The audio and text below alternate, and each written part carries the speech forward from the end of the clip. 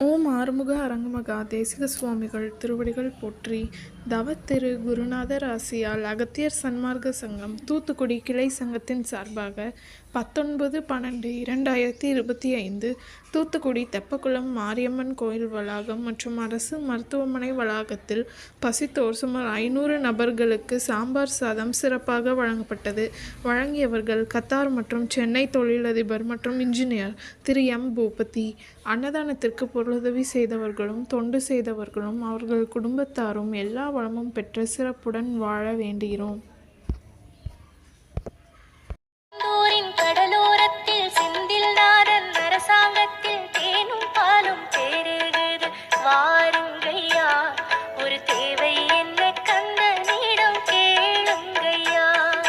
திருச்செந்தூரின் கடலோரத்தில் செந்தில்நாதன் அரசாங்கத்தில் தேனும் பாலும் பெருகுது. வாரு